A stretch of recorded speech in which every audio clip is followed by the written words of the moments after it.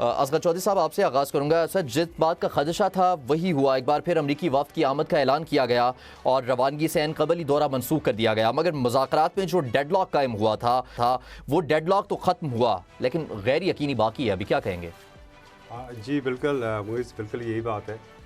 लेकिन हैरत अंगेज़ तौर पर जो हम बॉडी लैंग्वेज देख रहे थे वो एक अलग मैसेज दे रही थी।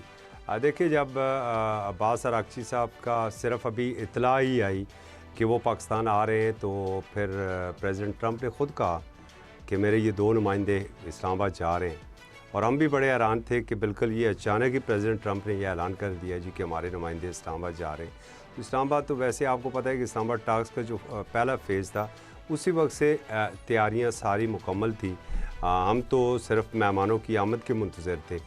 कोई नई तैयारियां हमें नहीं करनी थी और बातचीत भी वहीं से शुरू करनी थी जहां से बातचीत ख़त्म हुई थी। लेकिन जब ईरानी जो नीम सरकारी न्यूज़ एजेंसी है उसने बताया कि ये यहाँ से जो 2 तरफ़ा इनका दौरा है, फिर ओमान जाएंगे, फिर वहाँ से मास्को जाएंगे, तो फिर अचानक प्रेसिडेंट ट्रंप ने यह कहा जी कि हम इतना लंबा सफ़र नहीं कर सकते।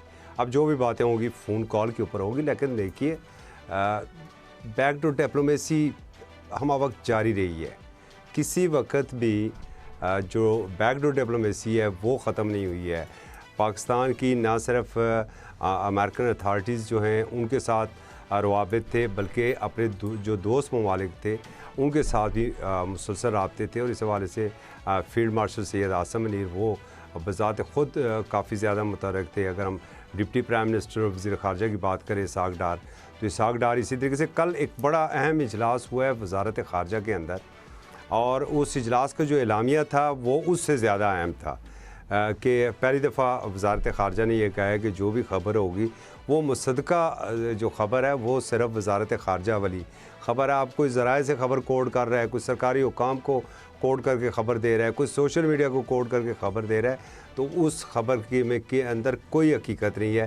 लिहाजा आप उसी ख़बर को देखें कि फ़ॉरेन ऑफिस क्या कर रहा है। देखें, मामला ये बहुत ज़्यादा हसास मामला था और शुरू दिन से देख लें आप जो पाकिस्तान की काविशें थी, इवन कि काफ़ी ज़्यादा तनकीद भी हो रही थी जी कि यहाँ पर इस्लामाबाद टॉक्स चल रही हैं, लेकिन पाकिस्तानी मीडिया उस तरीके से ख़बर नहीं दे रहा है। तो हमारे जो, चूँकि मैं ख़ुद भी JCC में मौजूद था और वहाँ पर जो हमारे दोस्त थे, सबका हमारा एक मुतफ़िक़ा ये फ़ैसला था कि हमने कोई वो ख़बर नहीं ऐसी नहीं देनी है जो 100% मुसद्दक़ा ना हो और जिससे हमें ज़रा सा भी ये ख़दशा हो कि हमारी किसी ख़बर देने से ये जो मुज़ाकरात का मामला है ये सबूतास हो सकता है। चूँकि ये बड़े नाज़ुक मामलात होते हैं, तो बातचीत तो उसी तरीके से चल रही है। अभी आप देखें जिस तरह इत्तला आई है कि अब्बास अरागची साहब अब ओमान से पाकिस्तान आएंगे, और कल जो तजावीज़ जो ऑलरेडी थी वो पाकिस्तान ने दी और प्रेसिडेंट ट्रंप ने उसकी तस्दीक भी कर दी है।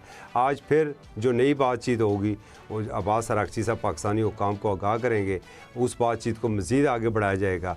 और फिर ख़बर ये भी है कि वो मास्को जाएंगे। अब देखते हैं कि ये जो उनका मास्को का दौरा है वो कैसा रहेगा। और फिर जो मंगल की बात हो रही है, क्या मंगल को मुज़ाकरात हो सकते हैं?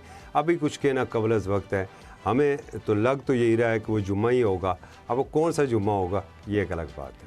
अच्छा, असगर ये बताइएगा कि जब हमने देखा कि अब्बास अरागची यहाँ पे तशरीफ़ लाए और फिर उनकी जो उनके तहफ़्फ़ुज़ात थे वो वज़ीर-ए-आज़म शहबाज शरीफ ने सुने और फिर उनका पैगाम जो है वो कन्वे किया गया अमेरिका तक, और फिर आज अमेरिकी सदर ट्रंप की जानिब से भी उसके ऊपर जवाब आया। उन्होंने कहा कि ईरानी जो जवाबी तजावीज़ हैं वो पहले से बेहतर हैं, लेकिन फ़िलहाल काबिल कबूल नहीं। यानी अब इख्तलाफात कम हो रहे हैं। कितनी बड़ी पेशरफ़्त समझते हैं आप इसको?